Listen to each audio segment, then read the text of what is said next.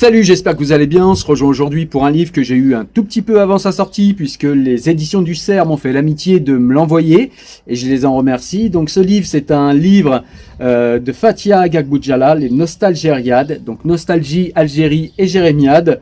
Donc c'est un livre qui fait suite à deux autres livres qu'elle a écrits. Donc c'était deux essais qu'on a chroniqués sur la chaîne. Donc je te mettrai les liens en description pour que tu ailles voir. C'était Le Grand Détournement et Combattre le voilement. Voilà, donc deux essais qui m'avaient beaucoup plu, qui étaient extrêmement rigoureux sur des sujets compliqués, sur des sujets polémiques, mais qui sont traités avec sérieux, rigueur et avec beaucoup d'intelligence. Donc je te laisse aller les voir. Du coup, la barre était assez haute pour ce livre-là et je vais te dire ce qu'il en est tout de suite après. Avant ça, je voudrais te présenter du coup Fathia Agag Boudjalal. C'est une professeure, elle est également essayiste, comme je viens de te le dire, puisqu'elle a écrit des essais. Elle est également militante laïque, elle a été distinguée par une association qui s'appelle le Comité République Laïcité en 2019. Et elle est très engagée sur les réseaux sociaux également, où elle défend la laïcité, et une laïcité un petit peu particulière, comme on va le voir, ou peut-être pas si particulière que ça. Allez, on est parti, cette fois, pour le livre. Alors le but de la vidéo va pas être de faire une liste exhaustive de tous les points qui sont abordés par l'auteur dans ce livre, puisque le but est que vous alliez vous-même lire ce livre, parce que c'est vraiment un livre qui vaut le coup. Voilà, spoiler alert, je vous le dis, c'est un livre qui vaut le coup et que j'ai beaucoup aimé. Maintenant, pourquoi je l'ai beaucoup aimé?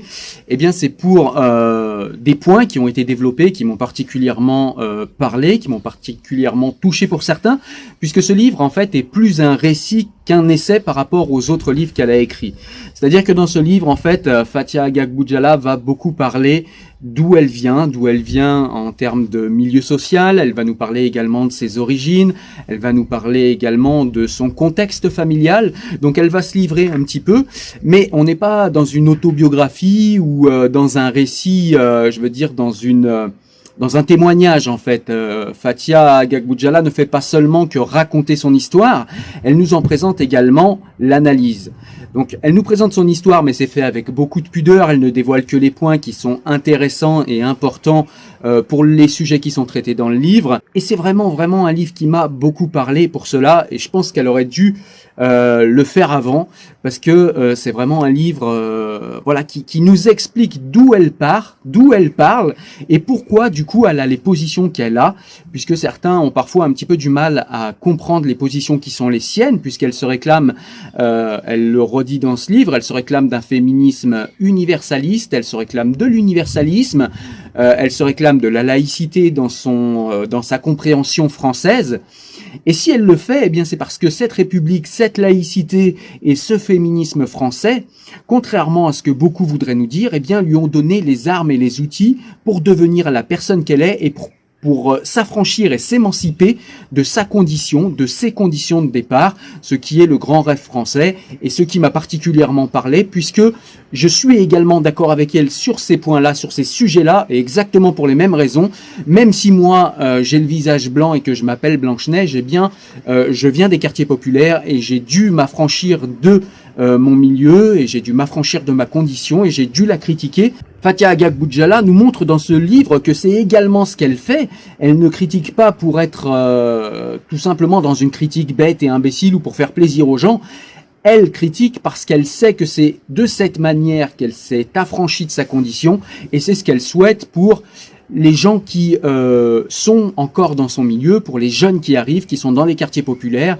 Elle souhaite que ces enfants-là s'émancipent, qu'ils prennent leur destin en main, et c'est ce qu'on voit dans ce livre-là, c'est ce qu'on lit, elle nous donne des solutions très concrètes en fait dans ce livre pour justement que les jeunes de quartier puissent s'en sortir beaucoup plus simplement, beaucoup plus facilement, puisqu'il ne faudrait pas tomber dans le piège de ceux qui pensent que dans les quartiers, les gens des quartiers ne s'en sortent absolument jamais. C'est faux, il y en a beaucoup qui s'en sortent déjà, mais on est capable de faire mieux et on a toutes les solutions qui sont expliquées dans ce livre-là. Alors au premier chapitre, eh bien le chapitre s'appelle Dis-leur d'où tu parles. Donc du coup, eh bien elle nous explique d'où elle parle. Donc elle nous fait savoir que, eh bien elle a grandi dans une famille nombreuse. Elle nous fait savoir également qu'elle est originaire d'Algérie. Elle nous fait savoir également que, eh bien, elle a une histoire particulière avec son papa qui les a abandonnés en Algérie pour les raisons que je vous laisserai découvrir dans le livre.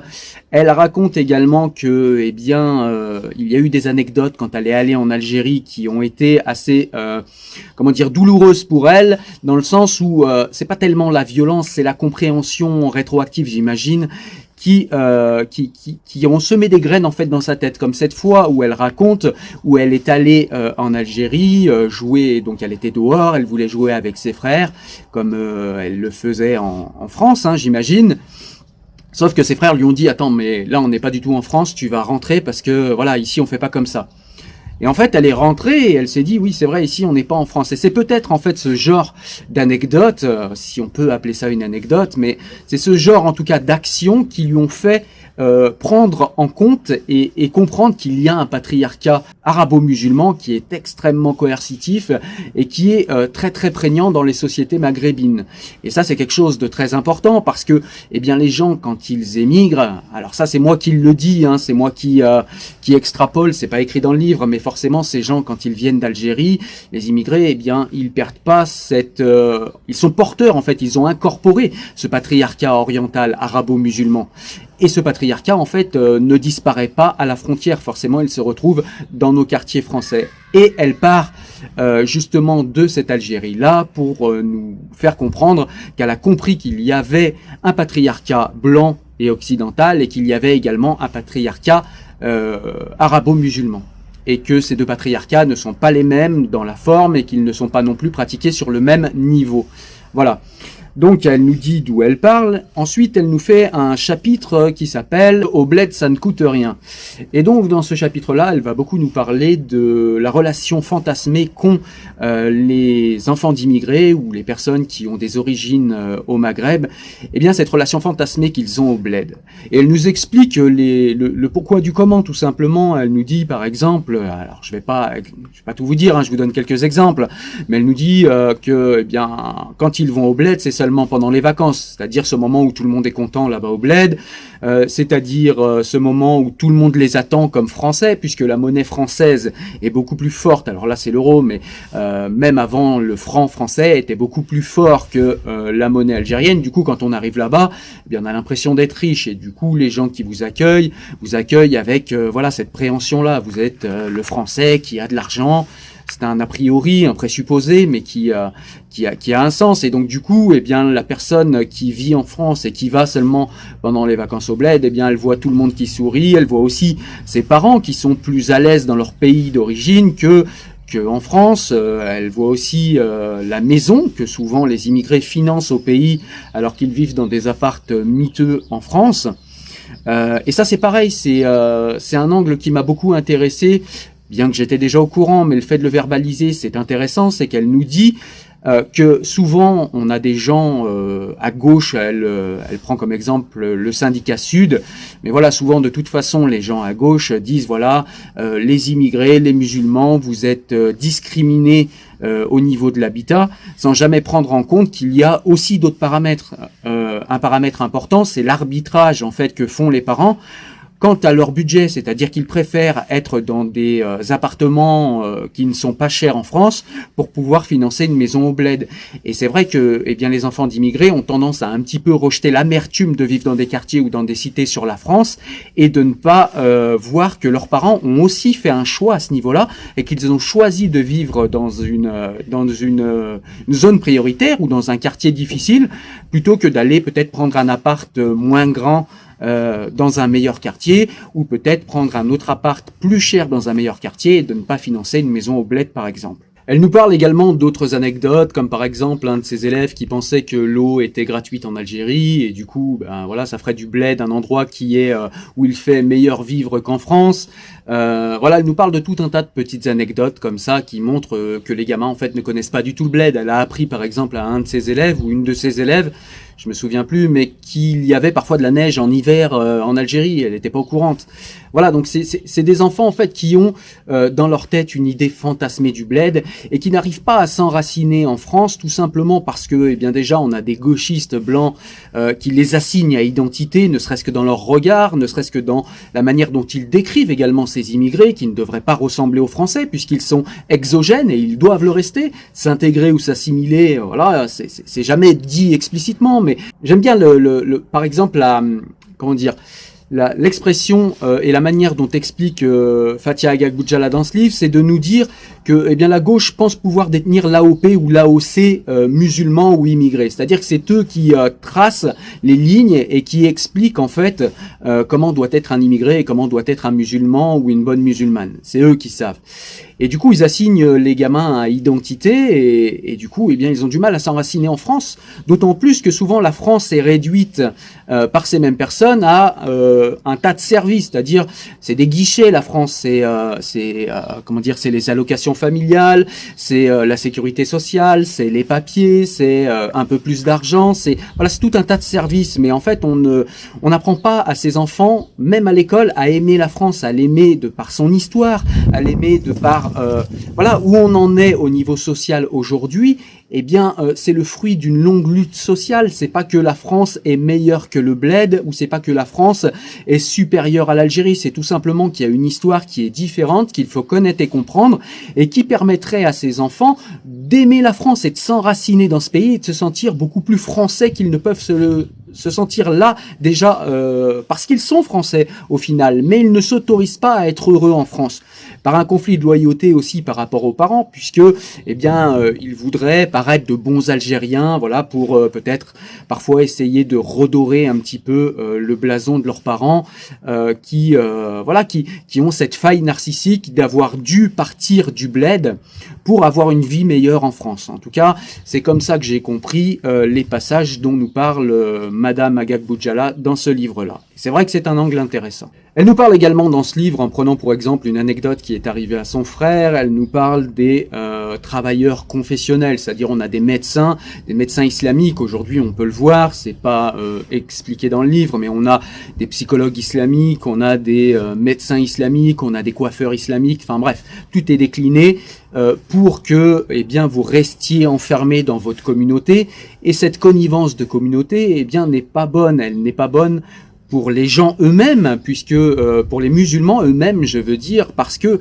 eh bien, vous n'allez pas vous comporter pareil devant quelqu'un qui fait partie de votre communauté. Vous allez vouloir montrer une belle image de vous. Vous allez aussi vouloir vous montrer plus musulman que vous ne l'êtes habituellement. Vous allez vouloir donner des gages de votre bonne manière de pratiquer l'islam. C'est ce que Fathia Agag Boudjala appelle le surmusulman dans ce livre, où elle explique ce phénomène qui fait que, eh bien, on a toujours envie de montrer à tout le monde qu'on est un bon musulman. Donc c'est la surenchère dans la pratique, c'est la surenchère en tout cas dans l'apparence, et le fait aussi d'aller voir des commerçants ou des médecins communautaires ne nous met pas complètement à l'aise quand on est musulman, puisque eh bien il s'agit de quelqu'un qui fait partie de la communauté. Et puis au-delà de ça, ça crée une communauté complètement artificielle, puisque eh bien en disant en parlant de Dieu ou en demandant à quelqu'un s'il est musulman ou pas, eh bien on crée une communauté artificielle, et c'est pas forcément ce qu'il y a de bon dans ce pays, parce que on est censé ne reconnaître que les citoyens français. Quelle est ta confession, quelle est ta religion, quelle est ta communauté ne devrait pas être une question en France. Elle nous parle aussi de cette société où aujourd'hui il faut être victime de tout et tout le temps, et où c'est la surenchère de victimisation, où la subjectivité est plus importante que l'objectivité, où on écoute beaucoup le ressenti. En tout cas, on écoute le ressenti, nous dit Fathia Agag Boudjala, quand il rentre dans le narratif, puisque ce sont les bourgeois blancs de gauche qui contrôlent le narratif. Voilà, donc ils vont aider ces pauvres petits sauvages. Il ne faut pas qu'ils s'émancipent, il faut qu'ils restent bien distincts, et il faut qu'on puisse bien les reconnaître au premier coup d'œil.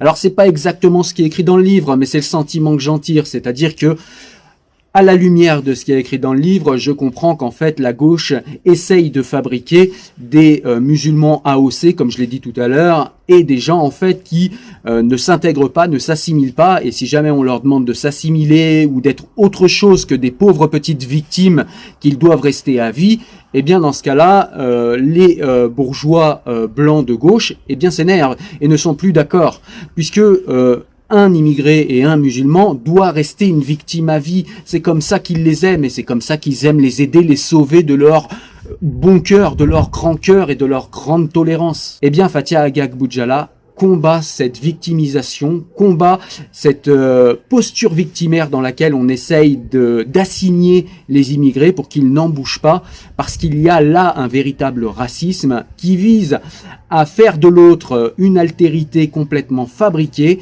et à le laisser à sa place d'altérité et à même contrôler ce qu'il doit être et à contrôler la manière dont il va s'émanciper et à en être même les garants, alors que on sait très bien, on connaît tous cette phrase-là, la liberté ne se donne pas, elle s'arrache et elle se prend. Et c'est aux immigrés eux-mêmes, nous fait comprendre Madame Agag Boudjala dans ce livre, c'est à eux-mêmes de se saisir des armes d'émancipation que contient ce pays pour pouvoir s'émanciper et s'émanciper de leurs propres conditions, plutôt que d'attendre après des bourgeois blancs qu'ils les libèrent, qu'ils les chouchoutent et qu'ils puissent voilà, contrôler le narratif et contrôler le degré d'émancipation de chacun de ces immigrés. Et Fathia Agag Boudjala va nous parler également dans ce livre de cette vague MeToo.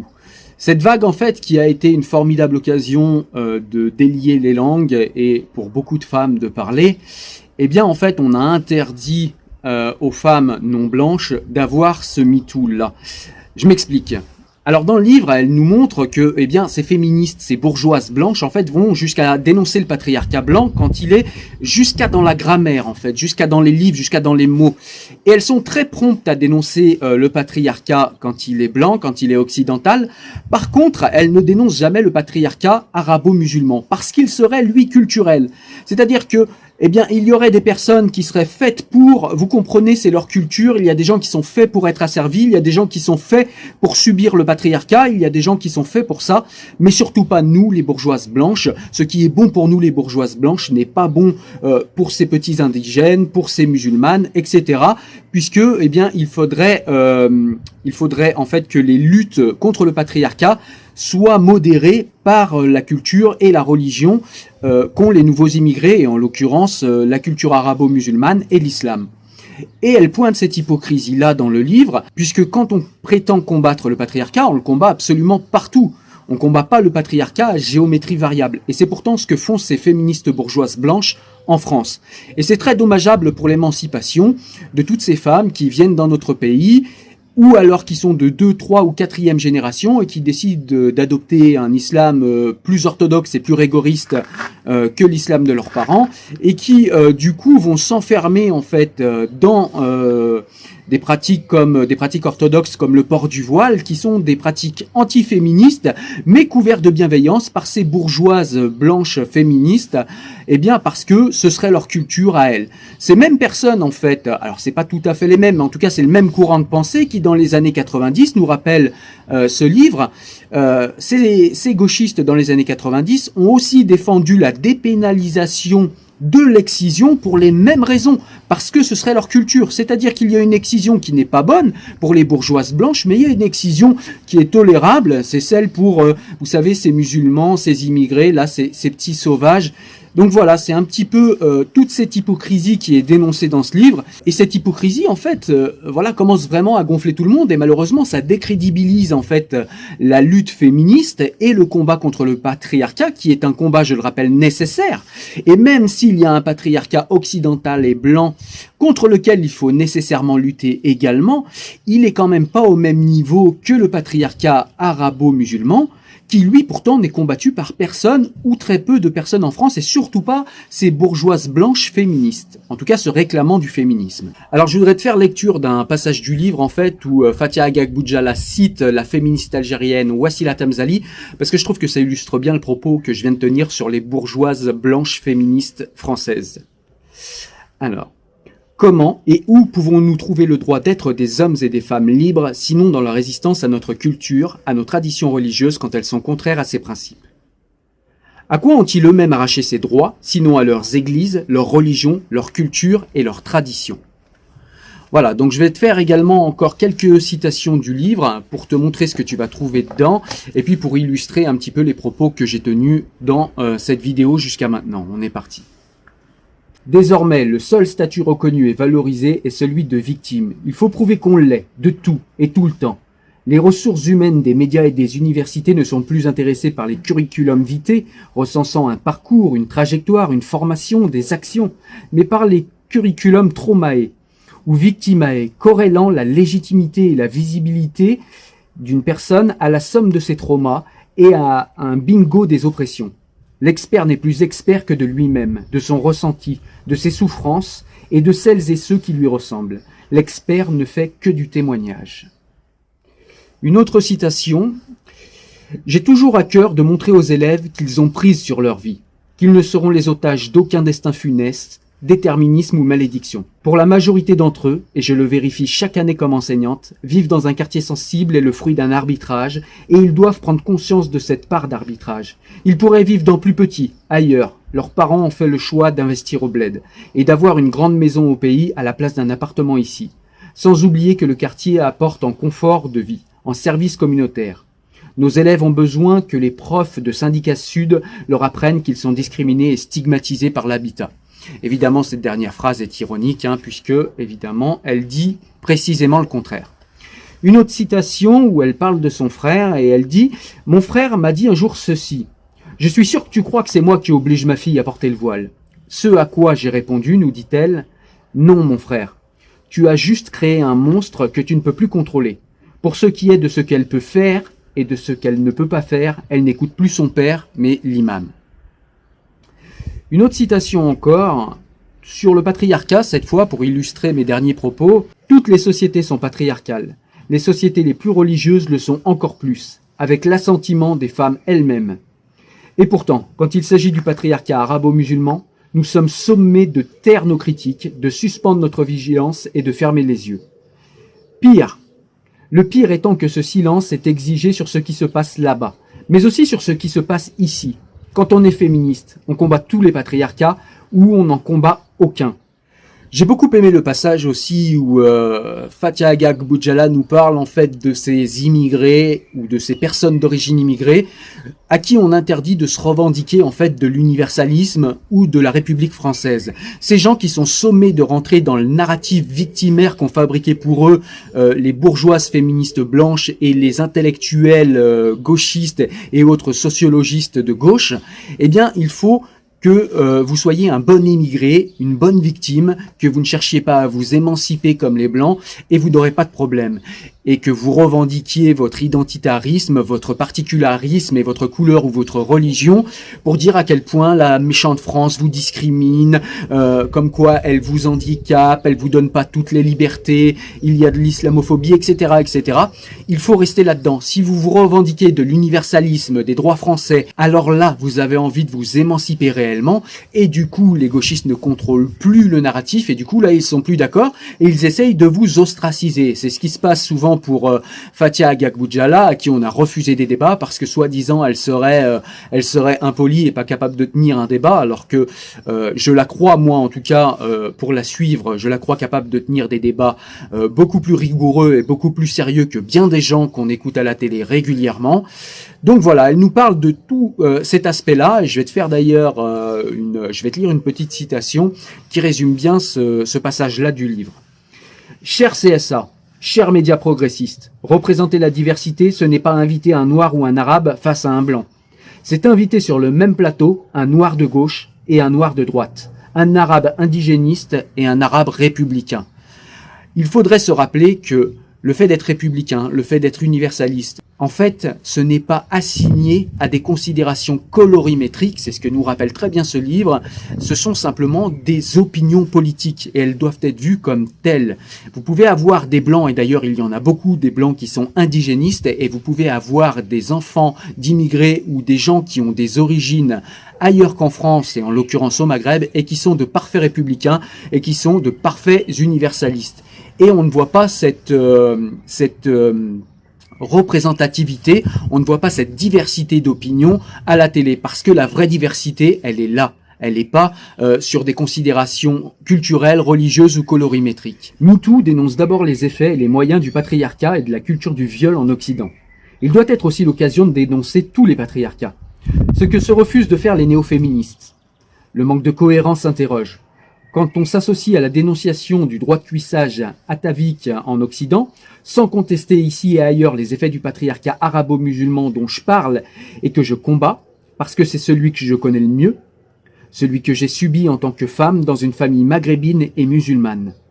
MeToo n'est pas fait pour nous, les non-blanches, parce que l'oppression que nous subissons n'est pas du patriarcat, c'est de la religion liée à notre identité profonde de non-blanche. Voilà, je pense que j'en ai déjà beaucoup dit sur ce livre. Ce que je peux te dire, c'est que j'ai vraiment adoré ce livre. Il sort, je le répète, le 15 avril. C'est un livre que je te conseille. Va le chercher, tu verras, tu ne seras pas déçu. Achète-le chez ton libraire. Un très très bon livre. L'impression générale que j'ai eue de ce livre, eh bien, c'est que Fathia Agagboudjala se livre un petit peu. Je ressens en elle cette même irritation et cette même... pas rage, mais voilà, cette force, cette puissance de vie qu'on trouve chez les gens qui ont lutté, chez les gens qui ont beaucoup lutté dans leur vie pour s'en sortir par eux-mêmes, pour s'en sortir et s'émanciper par eux-mêmes, par l'intellect, par la connaissance, par le courage, par le travail. Elle le raconte aussi dans son livre. Et ça, c'est quelque chose qui me parle parce que j'ai dû moi-même avoir la même critique qu'elle a sur les quartiers, la même critique des comportements des gens des quartiers pour pouvoir m'émanciper moi-même et pour pouvoir proposer des chemins d'émancipation à ceux qui me sont proches et qui viennent de ces milieux-là. Et c'est ce que je comprends à la lumière de ce livre, c'est que Fathia Agagboudjala cherche réellement à ce que les gens des quartiers s'émancipent, mais s'émancipent d'eux-mêmes par leurs propres moyens, parce qu'ils sont intelligents, parce qu'ils sont forts, parce qu'ils en sont capables, mais parce qu'ils doivent aussi s'enraciner dans ce pays, parce qu'ils doivent aimer ce pays, et parce que rien ne peut se faire sans eux et sans leur consentement. Voilà, et sans cette envie d'être heureux dans ce pays qui nous est commun et qui s'appelle la France. Je te souhaite une excellente journée, je te laisse me retrouver sur les réseaux sociaux si tu veux avoir les citations que j'ai eues ici, que j'ai lues. Tu peux également me retrouver sur le site internet. Moi je te dis à très bientôt pour une nouvelle vidéo sur la chaîne et un nouveau livre. Ciao, salut!